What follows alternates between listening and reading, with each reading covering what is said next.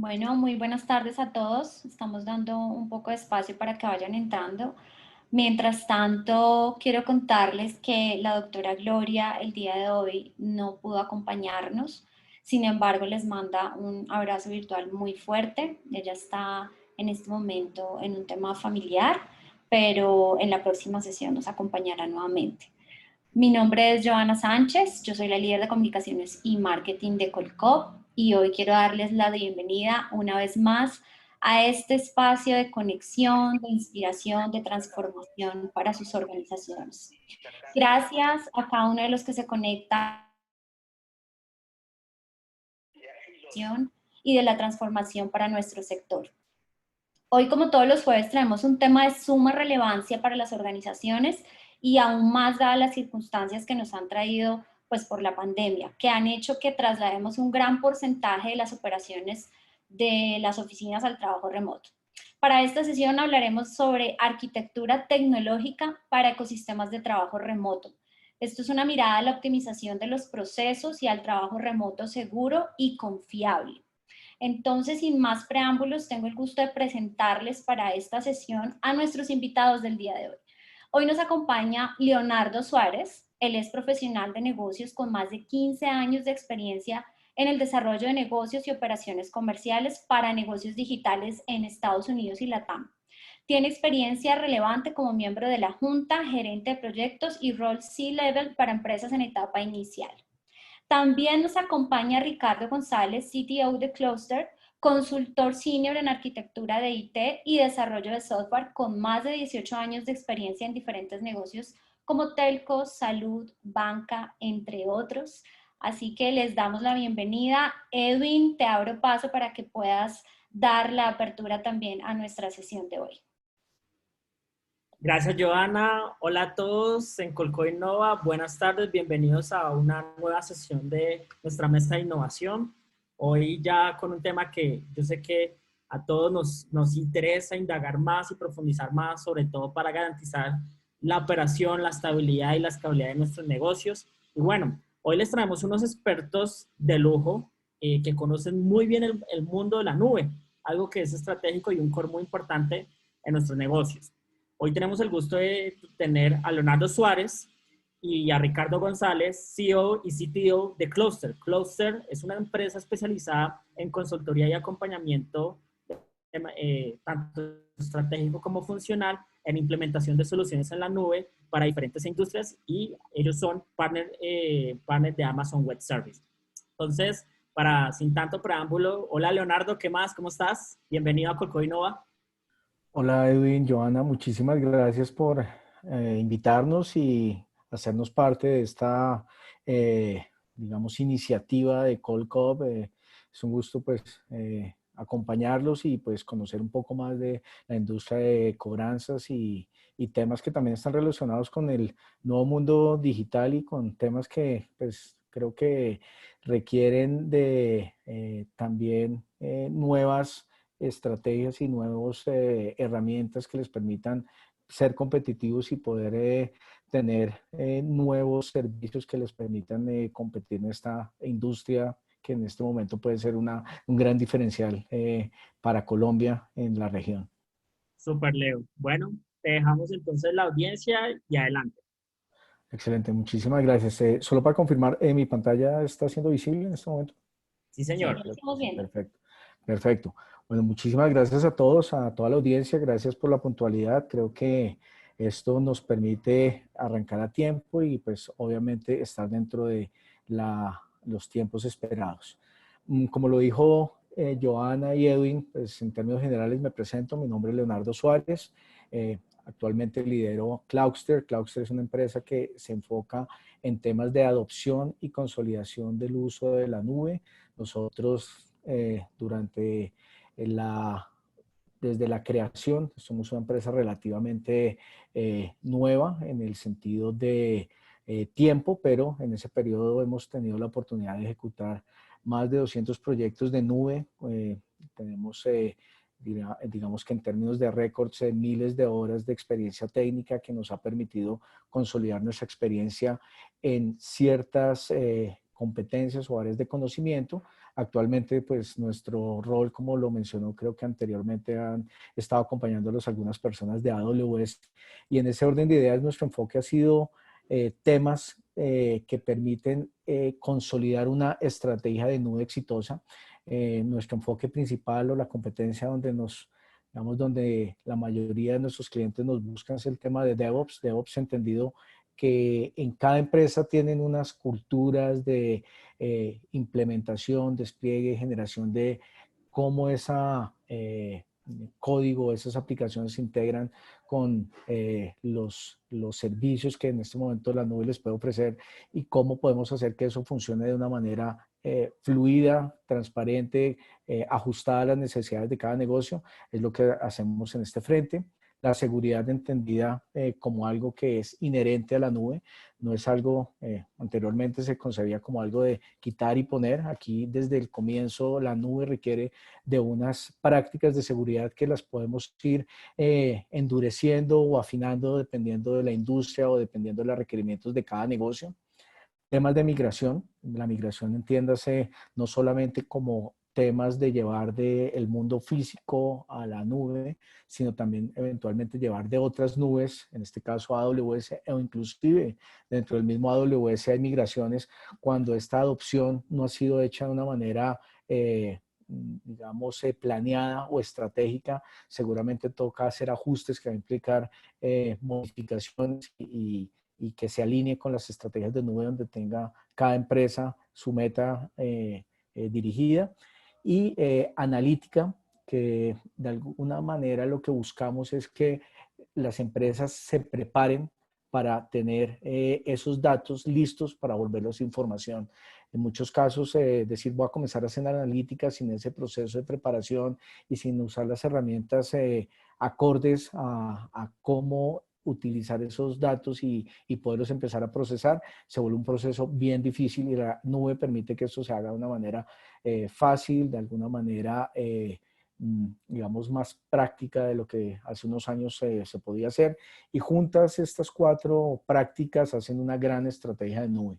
El último tema de ecosistemas de trabajo remoto, aunque bastante acorde a digamos, a este momento, no es un tema nuevo, es un tema que ya tiene cierto tiempo y es, digamos, algo que la nube ha venido a fortalecer y de alguna manera a potenciar con, digamos, la adopción acelerada de este tipo de tecnologías. Y antes de comenzar, pues me parece importante que hagamos esta reflexión. En cada una de sus empresas, ¿en dónde están en ese camino de adopción en la nube? Es importante hacerse esta pregunta porque el proceso de alguna manera tiene sus etapas, y esas etapas cada una debe recorrerse o más rápido o más lento, pero de alguna manera tienen que recorrerse de una manera pensada y estructurada. En este eje de tiempo y en este eje de impacto, partimos estas etapas en cuatro. Proyecto, donde las empresas están comenzando a entender la nube y cómo les puede impactar en su negocio. Cuando todavía no están decididos si montarse a la nube, los denominamos observadores. Principiantes, cuando de alguna forma la empresa ya tiene un proyecto y está experimentando en ese tipo de tecnologías sin que todavía se vuelva una estrategia consolidada en la empresa. Explorador, cuando ya no es uno, sino varios proyectos que han empezado a utilizar este tipo de tecnologías, pero sin definir o tener una estrategia concreta dentro de la empresa, la cual denominamos una práctica. Pero cuando ya han cruzado esta parte del proyecto y ya tienen unos fundamentos, lo denominamos practicante. Ya hay una práctica dentro de la empresa que se está consolidando o se ha consolidado para que la nube ya no sea como un proyecto específico o una idea que se está tratando de llevar a cabo utilizando estas tecnologías, sino ya es una estrategia consolidada dentro de la organización. Y cuando esto ya sucede, definitivamente la nube se vuelve la herramienta para utilizar en los proyectos que va a desarrollar la empresa. En ese sentido ya los denominamos enfocados. Cuando las empresas tienen digamos, nacieron en la nube, que es el caso de la mayoría de startups, pues la curva de aprendizaje no es tan empinada, pero cuando no ha sido este el caso y ya son empresas que tienen varios años en el mercado, que han hecho inversiones en temas de data centers, en temas de infraestructura local. Hay una deuda técnica que de alguna manera es importante entenderla en qué puntos está y cómo se puede llevar, digamos, a cabo este proceso de consolidación de una manera más rápida. Para cada uno de estos casos, dentro de Clauster tenemos soluciones que les podemos facilitar, ayudarles a integrar dentro de sus estrategias. Y en ese frente, como modo de entrada, son metodologías que ya hemos consolidado y que de alguna forma les ponemos a su disposición para que de alguna forma puedan recorrer este camino de adopción y consolidación del uso de la nube en sus organizaciones de una manera acompañada y fluida. Voy a denominar solo 3. En este caso, el Cloud Adoption Framework está recomendado a empresas que quieran definir una estrategia de nube donde permita identificar esas habilidades y procesos que requieren para consolidar el uso de la nube en sus organizaciones y los proyectos o herramientas que requieren para llevarlos a cabo con una priorización acompañada y de pronto consensuada dentro de todas las áreas de la organización. Esto es un taller agnóstico, no tiene nada que ver con una nube en particular, pero es una metodología que les ayuda a poder definir ese camino de corto, mediano y largo plazo dentro de sus organizaciones de adopción de nube. Se recomienda cuando están en esta etapa, ya han tenido algunos proyectos y quieren pasar de esos proyectos a una consolidación del uso de la nube en sus organizaciones. Con respecto a ya cómo adoptar o cómo asumir un proyecto dentro de sus organizaciones de manera acompañada de expertos que les permitan definir las partes claves de ese proyecto dentro de su organización, temas como una arquitectura, temas como unos costos, unos cronogramas y que de alguna forma esto sea parte de los insumos para ustedes tomar decisiones. Les recomendamos esta metodología que es el Cloud Platform Analysis. Se puede hacer en cualquier momento del proceso, del camino de adopción y consolidación del uso de la nube sin que de alguna forma les impacte o interfiera con los planes que ustedes ya tengan. Esto de alguna forma les permite tener esa información y tomar decisiones correctas e informadas. Y por último, para empresas que ya tengan alguna carga de trabajo en AWS, una aplicación o algún tipo, digamos, de servicio ya montado en sus cuentas, les recomendamos el Well Architected Review. El Well Architected Review lo que va a permitir es evaluar dentro de esa carga de trabajo en particular el nivel de cumplimiento de las buenas prácticas que AWS ha establecido del uso de la nube. Temas como operación, seguridad, costos, temas de en español, reliability, de confiabilidad y escalabilidad son los temas que les va a permitir a ustedes evaluar y decirles en qué nivel de cumplimiento están y cómo pueden definir un camino para mejorar ese nivel de cumplimiento e ir al siguiente nivel. En ese sentido, esas son las herramientas que ponemos a su disposición. Esto lo podemos hablar en otras sesiones, pero en este caso vamos a hablar de los ecosistemas de trabajo remoto y para iniciar con el tema le doy la bienvenida a mi socio y amigo Ricardo González, que nos va a hablar del tema y en este proceso lo que nos va a contar es cómo estas soluciones pueden ayudarles a organizaciones como las de ustedes a consolidar esta nueva realidad de poder tener fuerzas de trabajo de manera remota sin tener que tener las inversiones normales o que esto podría requerir en etapas pasadas. Adelante, Rick.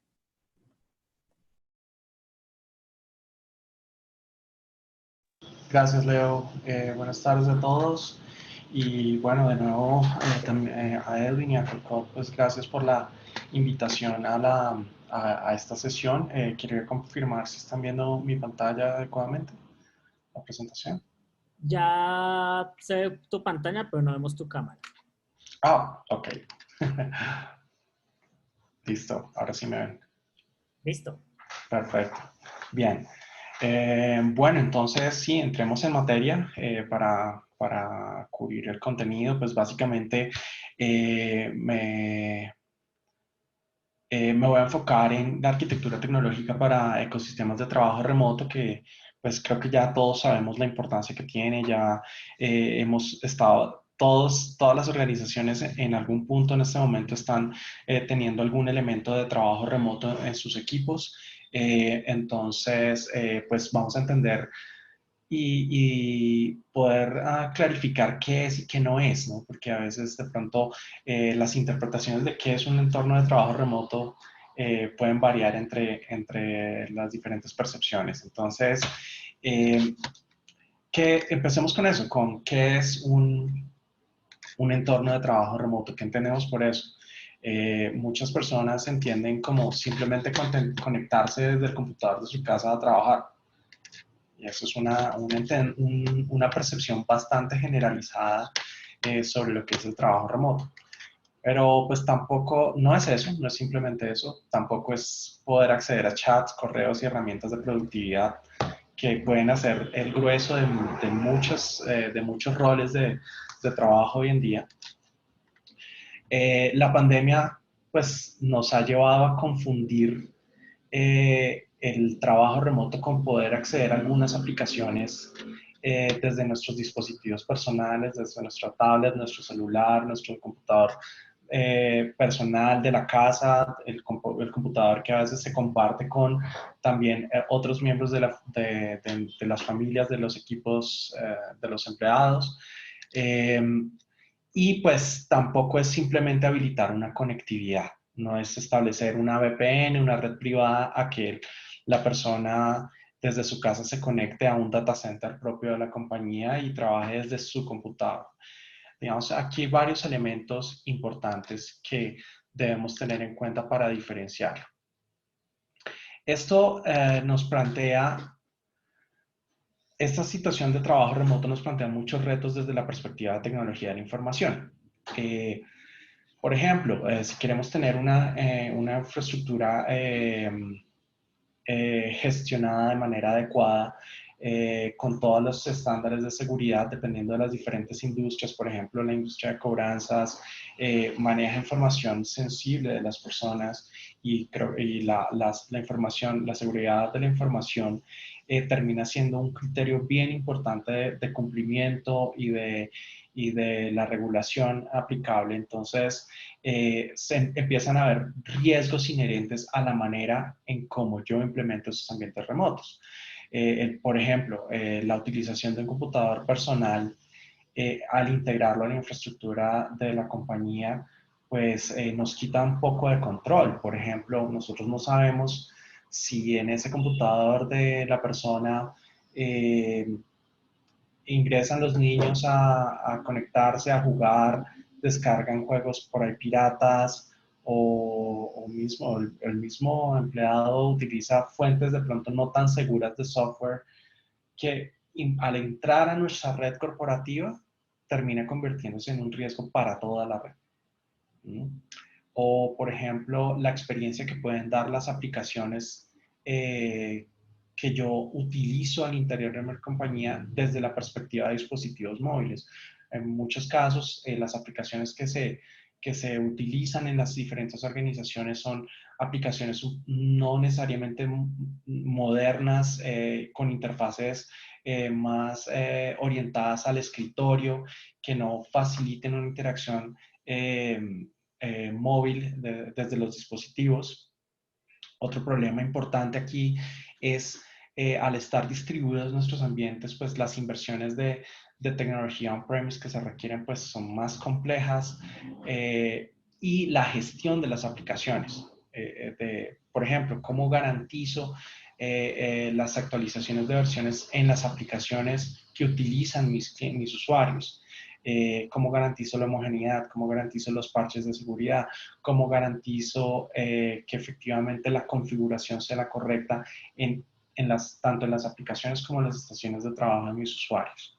Entonces, ya cuando lo vemos desde una perspectiva un poco más general y más completa, los entornos de trabajo remoto deben garantizar y deben cumplir con varias expectativas. Una es garantizar la experiencia consistente entre sus usuarios, un elemento que se vuelve muy complejo en esa heterogeneidad implementaciones con los diferentes equipos de las personas, es que a uno le funciona y al otro no le funciona. Es que yo tengo problemas y otro no tengo problemas. Se vuelve un reto de experiencia de usuario y desde la perspectiva de TI, un reto para el soporte. ¿Sí? También el cumplimiento de requerimientos de regulación desde la perspectiva de seguridad de la información, de protocolos de servicios de autenticación y autorización que garanticen que no voy a tener un acceso no autorizado a mis recursos informáticos y la protección de todos estos activos, información, aplicaciones e infraestructura, que al final pues cualquier compromiso que haya sobre alguno de estos recursos se vuelven potenciales riesgos y costos para nuestra organización, ¿no? También la facilidad de administración y mantenimiento, que eso también, dicha facilidad también se traduce en eficiencia operativa y en reducción de costos, las actualizaciones de aplicaciones y sistemas operativos y pues toda la optimización de costos asociados a una iniciativa de estas, ¿no? Entonces, estos son elementos a tener en cuenta en un ambiente de trabajo remoto.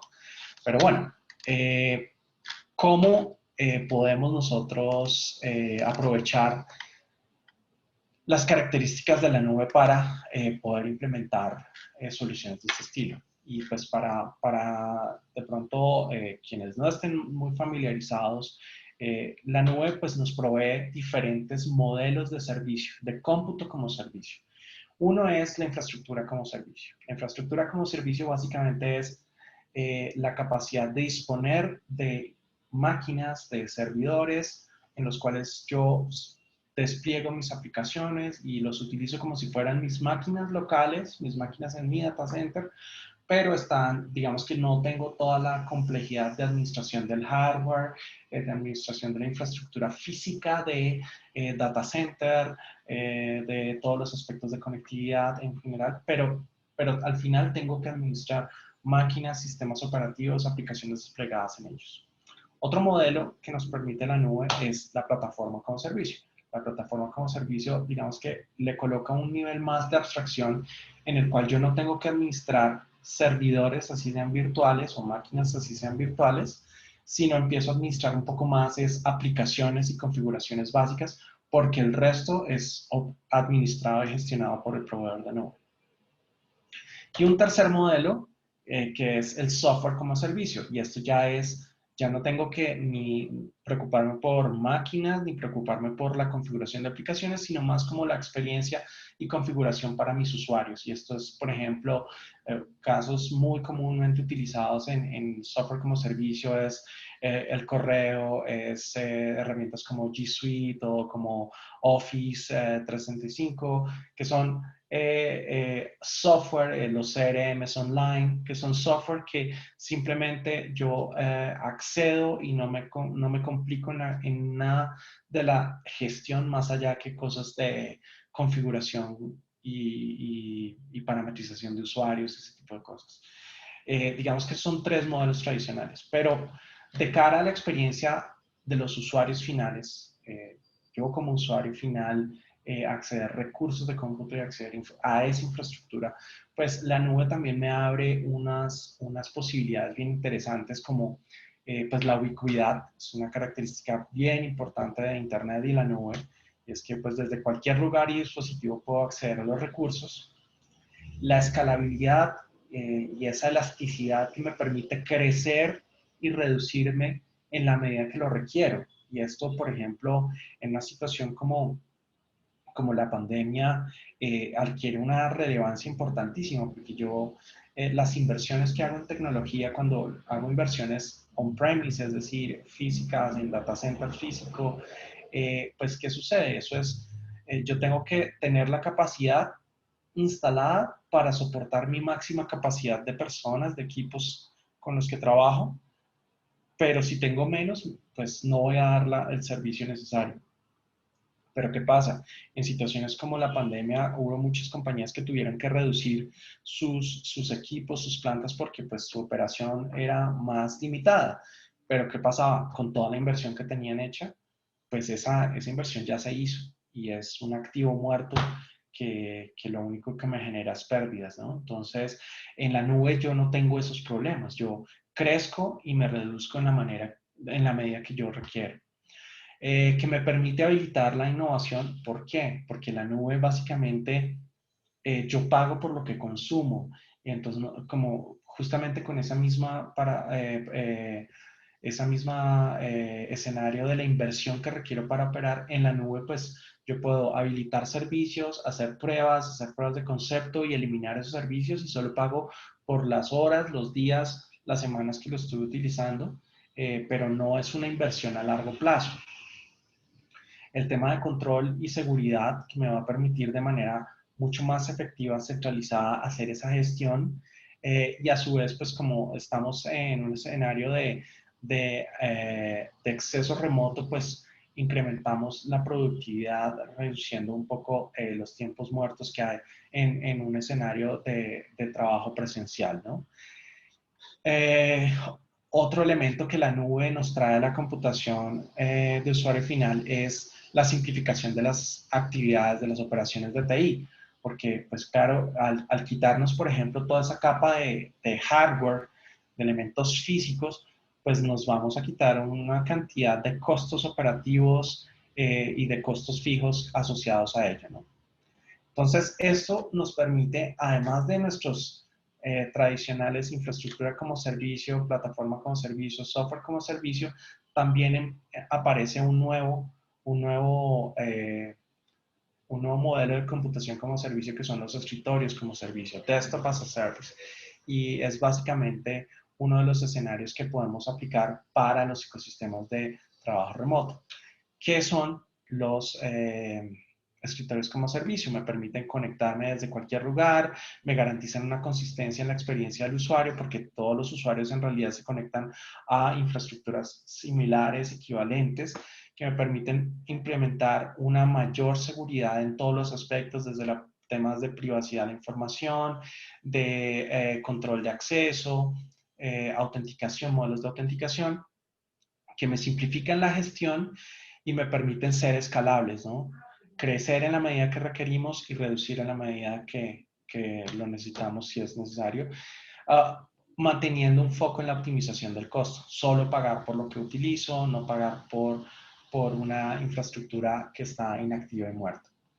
Entonces, para ello, uno de los servicios que tenemos son los Amazon Workspaces. Los Workspaces básicamente son un servicio de escritorio, un servicio de escritorios virtuales, escritorios como servicio, provisto directamente por AWS. Entonces, en ello básicamente lo que tenemos es acceso a escritorios virtuales desde diversos dispositivos o incluso desde browsers, y soportando sistemas operativos Windows y Amazon Linux. Amazon Linux es una distribución de Linux pues con interfaz gráfica que me permite tener un escritorio virtual. Este servicio soporta conexión desde dispositivos como PCs, Mac, Linux, dispositivos móviles, Android, Chromebooks, iPads, web browsers y Thin Clients y Zero Clients.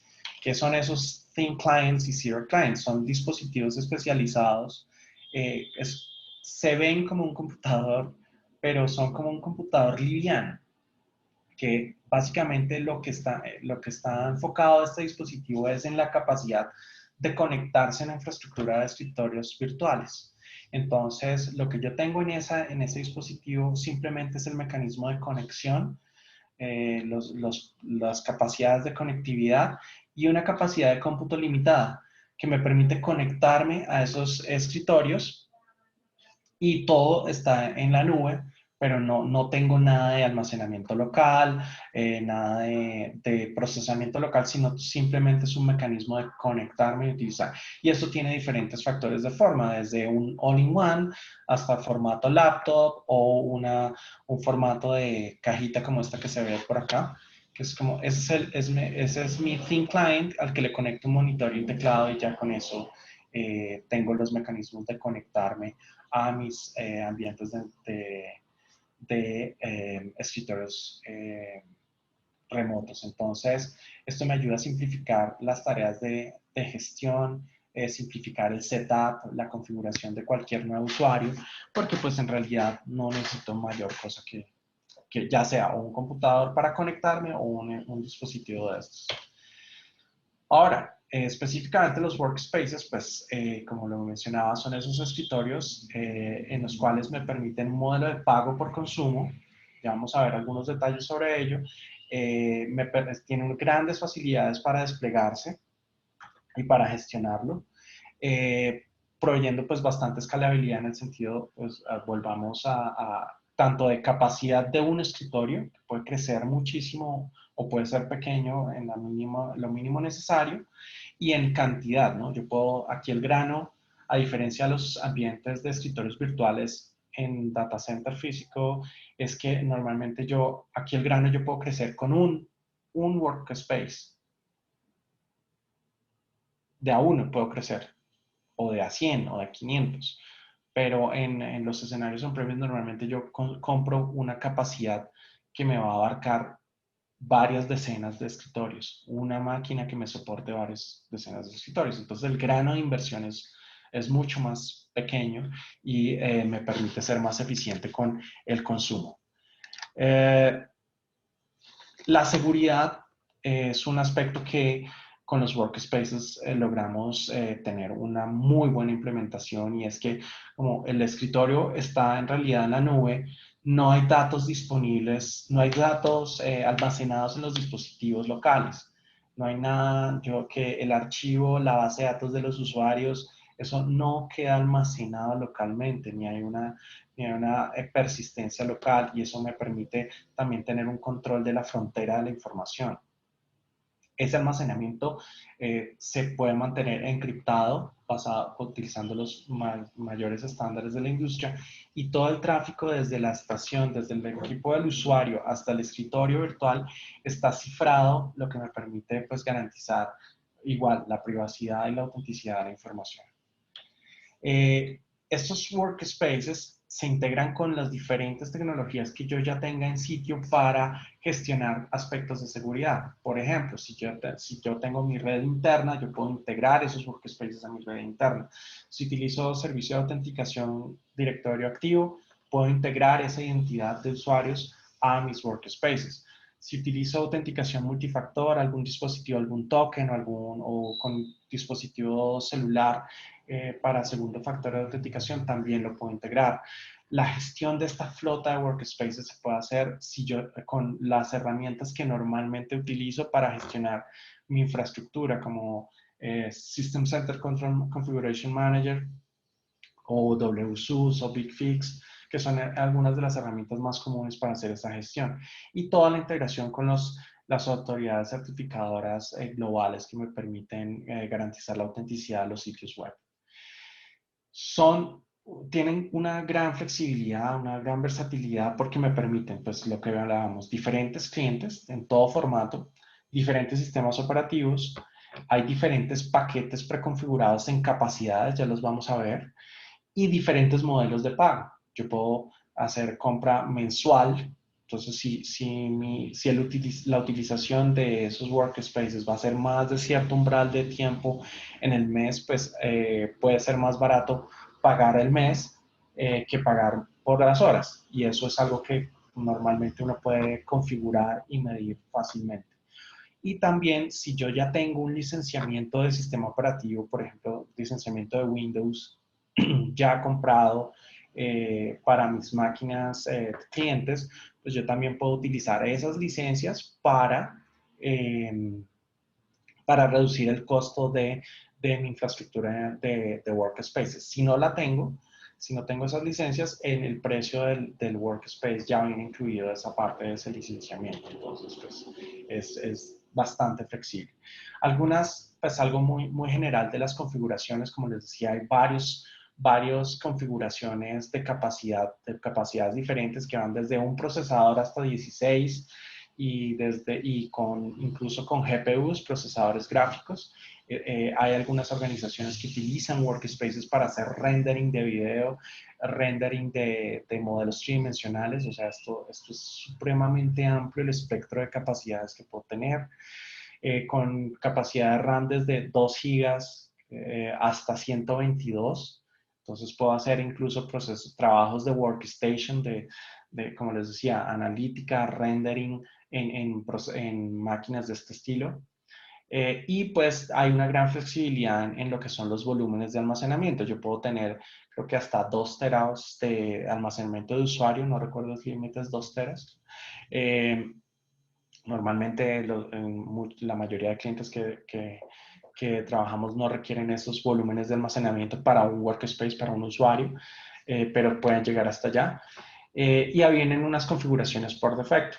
También pues vienen algunas combinaciones de software preinstalado como antivirus, suites de productividad y entre otros. Entonces, digamos que dependiendo de mi necesidad, pues yo puedo hacer un mix adecuado para mi configuración para la configuración de mis usuarios. Bueno, entonces, por acá, también, pues como parte de esta solución de Workspaces está algo que se llama el Workspace Application Manager y es una de las herramientas que me permiten gestionar de manera rápida, segura y flexible las aplicaciones que se despliegan en mi flota de Workspaces. Es esta, el One, Workspace Application Manager. Entonces allí yo básicamente defino como esa paleta de aplicaciones que mis usuarios corporativos van a requerir o deben de manera obligatoria utilizar. Entonces, este One me permite gestionar las versiones, el proceso de instalación, que sea de manera automática, que sea obligatoria o que sea opcional para los usuarios. Es una herramienta súper interesante porque me va a ayudar a simplificar esa gestión de manera muy efectiva.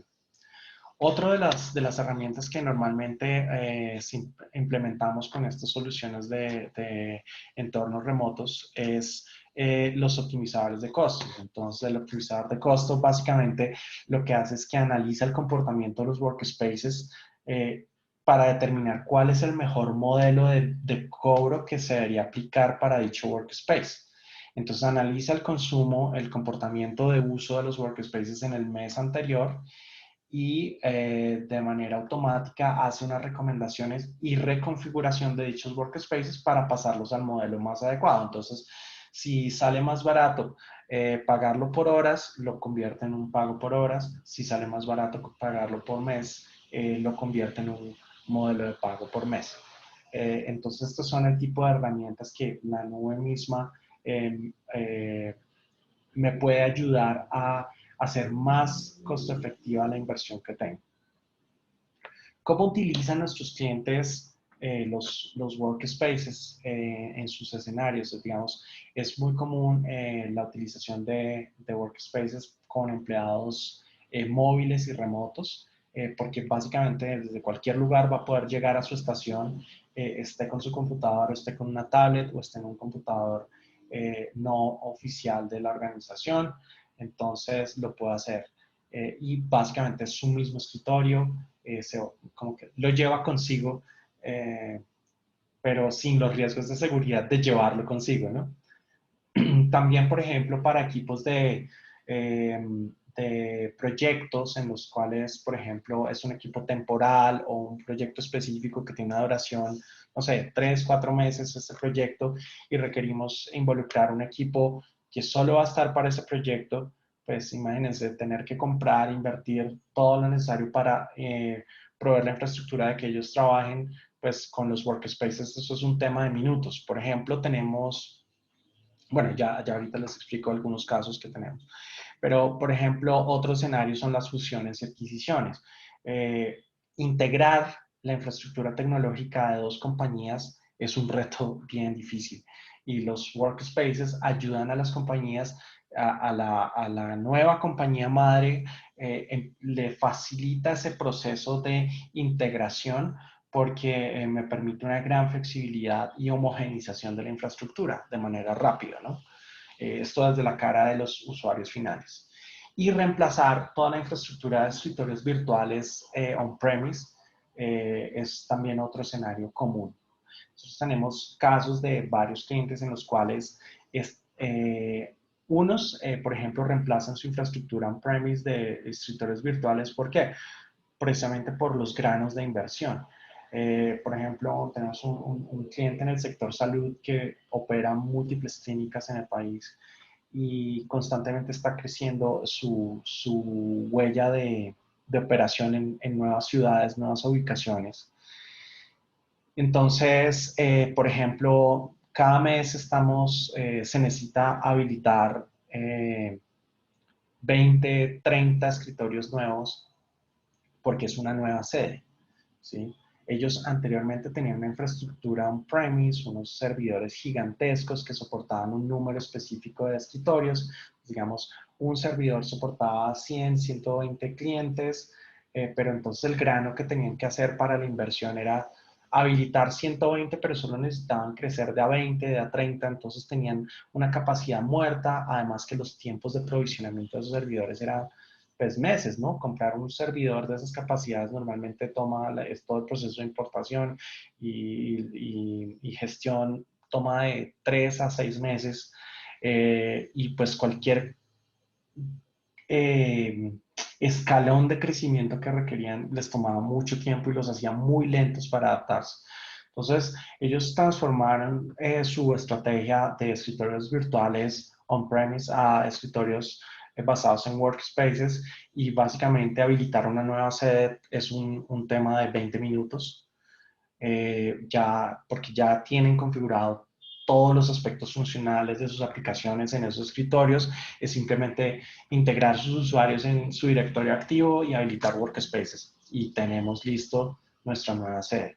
Así de simple se convierte. Entonces, los temas de agilidad, de manejo de la inversión, el tiempo de respuesta, la consistencia de la solución, se vuelve un factor totalmente diferenciador para cualquier organización. Escenarios comunes que pueden presentarse. Esto ya es un diagrama un poco más técnico, pero lo voy a explicar muy brevemente, de manera muy sencilla, y es pues básicamente esta caja grande representa lo que uno despliega en la nube.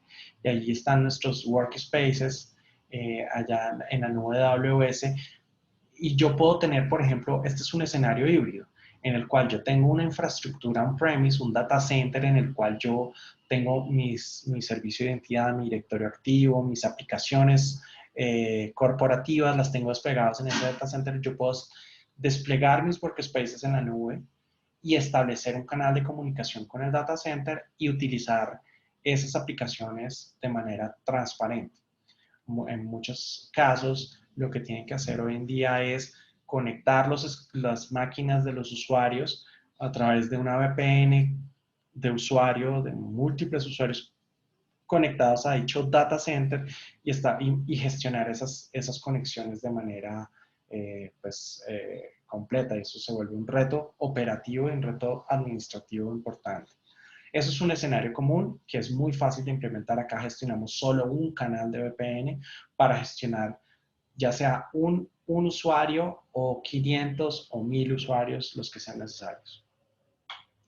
Otro escenario es que yo ya tenga mis cargas de trabajo en la nube, entonces yo puedo ya tener mis aplicaciones en la nube y lo que puedo es también establecer un despliegue en mis workspaces e integrarlo con las aplicaciones que ya tengo desplegadas, ya sea en la misma cuenta de AWS, en otra cuenta de AWS, bueno, en fin, los diferentes escenarios que yo puedo tener. Entonces, con esto, termino el contenido, digamos, explicar qué son estos entornos de trabajo remoto, qué son qué son los workspaces como una estrategia para poder implementar y facilitar esa adopción de un modelo de trabajo remoto y adopción de la nube en las diferentes organizaciones. Aquí me gustaría, Edwin, de pronto pasar a una encuestica o una serie de preguntas, lo que prefieran, para entender un poco cuáles son los retos que tienen ustedes como compañías respecto a los escenarios de trabajo remoto. ¿Sí? ¿Les parece? Listo, ya lanzamos la encuesta, entonces queremos preguntarles a ustedes respecto a los usuarios finales con los cuales ustedes trabajan, ¿cuáles consideran que son los mayores retos de infraestructura tecnológica, de TI? Entonces, está costo de la infraestructura, complejidad de la administración, seguridad, experiencia de usuario u otras razones que de pronto crean que consideren importantes y que no sean diferentes a las anteriores. A ver, demos unos segundos para ver el resultado.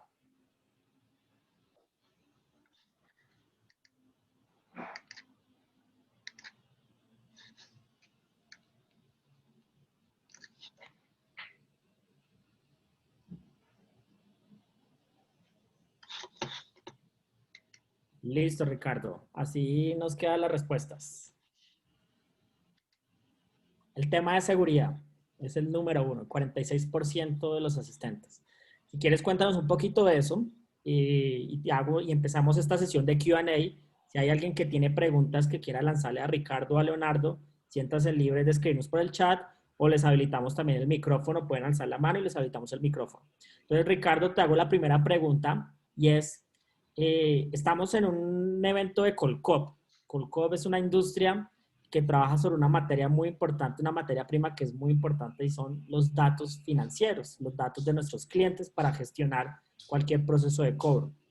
Y ahí desde tu experiencia, pues, ¿cuáles deberían ser esos criterios, esas políticas de seguridad de la información que deberían tener en cuenta todos estos jugadores que están en este sector frente en la forma de tratamiento y manejo de la data y sobre todo data sensible como la data de los bancos? Es una excelente pregunta, muy pertinente y es uno de los retos más comunes en organizaciones en estas industrias que realmente pues, están directa o indirectamente asociadas a algún tipo de regulación de seguridad de la información. La seguridad tiene varios aspectos y hay unos aspectos bien importantes y uno es la confidencialidad, ¿no? ¿Cómo garantizo que la información es solo accedida, vista por las personas que deben hacerlo? ¿Sí? Ese es uno de los primeros. ¿Cómo garantizo la integridad de la información? Que esa información no sea manipulada, alterada, de tal manera que pueda afectar la ejecución del negocio. Otro elemento es la autorización y autenticación. ¿Cómo garantizo que puedo identificar a las personas cómo puedo identificar de manera adecuada a las personas que van a tener acceso a la información y a los recursos? Y cómo garantizo que efectivamente las personas son las que deberían, las personas tienen el nivel de autorización requerido para acceder a los recursos y a la información. Entonces, eso normalmente se vuelve es el conjunto de aspectos que debemos revisar. Aquí, por ejemplo, marcos de referencia como ISO 27000 se vuelven bastante relevantes para entender cómo es el manejo que le debe dar la organización a la información. Por ejemplo, marcos como estos empiezan en cómo clasificar la información. Hay información que es de dominio público, hay información que es personal, hay información que es sensible, hay información, diferentes categorías que nosotros deberíamos evaluar dentro de la información que manejamos para darle la criticidad y establecer las estrategias de protección adecuadas.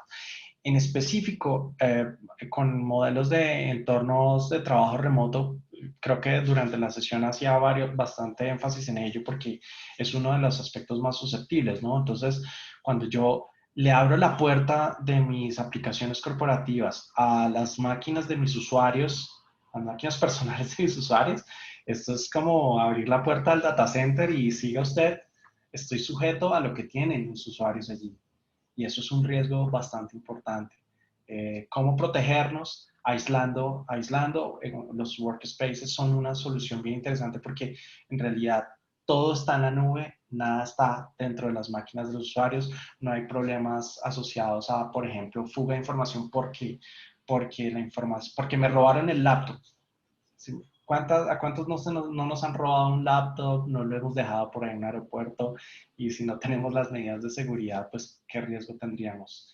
Entonces, al no estar esa información allí, empezamos con esas primeras barreras de seguridad que no nos quitan funcionalidad, pero nos garantizan la protección de esos activos. Y así hay bastantes estrategias que podemos seguir en la nube. Hay uno de esos primeros miedos, de esos miedos más importantes que tienen las organizaciones en irse a la nube es que a veces piensan que la nube no es segura, ¿no? Y todo lo contrario, es mucho más seguro que mucha infraestructura on-premise. Súper, Ricardo. Y de pronto tengo esta pregunta que de pronto es más para Leo y creo que, o Ricardo, no sé, quien quiera del equipo de Cluster contarnos, y es, aprovechando que aquí hay originadores de crédito, de pronto que si nos hicieran un update de cómo está el entorno regulatorio frente a servicios financieros en la nube. Entiendo que hay una nueva circular, hay unas nuevas definiciones que ha emitido la Superintendencia Financiera. ¿Qué nos puedes contar de eso? Sí, efectivamente hay una revolución asociada a la nube y de hecho hemos trabajado algunos proyectos con algunos clientes en ayudarles a volverse compliant con dicha regulación. Eh, digamos que cubren aspectos no solo de la seguridad de la información, sino de la continuidad de negocio y el manejo de situaciones que se pueden dar. Y creo, yo lo veo mucho, más que específico a la nube, realmente era como un update de todo lo que se debería tener en cuenta para la continuidad del negocio basado en el sector financiero con tecnología, pues basada, con una base tecnológica, ¿no? Eh, son, ¿qué aspectos? Todos los aspectos de seguridad que mencionan son súper importantes allí. Los planes de recuperación, muchas organizaciones operan pero no tienen planes de recuperación. Los desastres pasan. Los desastres no es que cayó un rayo en el data center, no es solo eso. No es que se dañó el disco duro del servidor únicamente. También hay desastres que es por errores humanos. Un desarrollador borró una tabla de la base de datos. Ese desastre también pasa más de lo que uno se imagina. Y a veces los planes de recuperación no contemplan esos escenarios. Entonces, es qué tan listos estamos como organizaciones y desde la perspectiva tecnológica para darle continuidad al negocio, garantizando la seguridad de la información de nuestros usuarios. En esos son los enfoques principales y hay mucho que trabajar alrededor de ello en muchas organizaciones. Súper, Ricardo. Buenísimo. Voy a lanzar la siguiente votación. Entonces, si quieren, nos las Perfecto. explicas para poder entender cómo responder. Ahí va.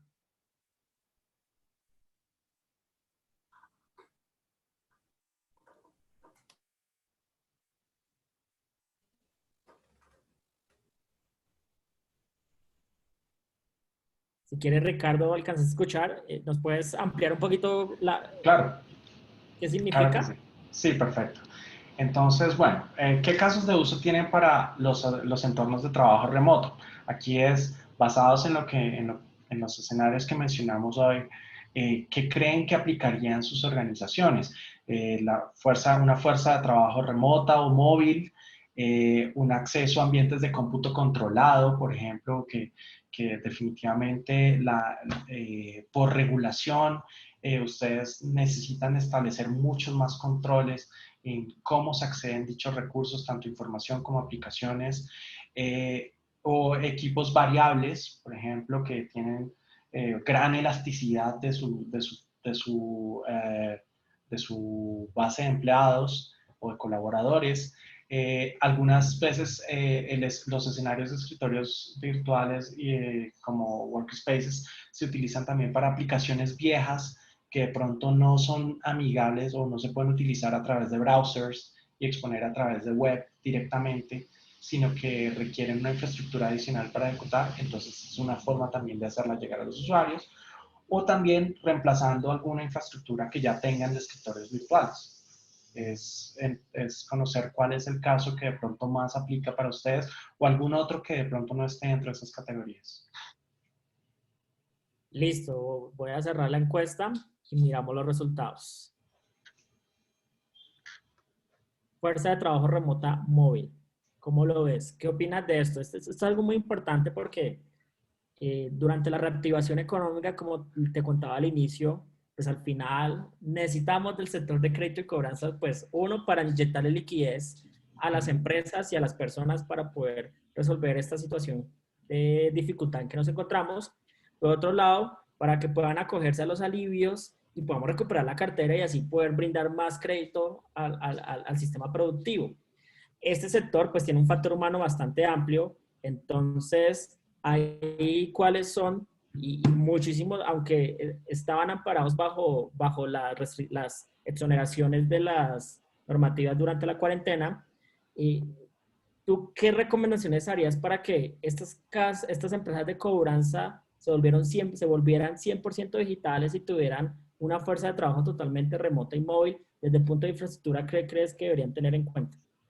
Claro, ¿no? Y creo que es un escenario totalmente pertinente porque obviamente, sí, como lo decías, aunque estaba dentro de las excepciones, realmente pues no todo funciona igual que antes. Muchos aspectos hacen más difícil esa operación de la misma manera que veníamos haciéndolo. Entonces, por ejemplo, escenarios de flota remota, usuarios móviles y remotos, pues por ejemplo con tecnologías como Workspaces, perfectamente caen dentro de la categoría de los escenarios de casos de uso que les mostraba, los diagramas, en los cuales, por ejemplo, si tú ya tienes, tú como compañía ya tienes una infraestructura tecnológica en donde provees todas las soluciones de software para tus usuarios, pero pues la conectividad que provees está on-premise, allá en las oficinas, las diferentes oficinas, los canales que tienes implementados son para que los usuarios estén allí en las oficinas,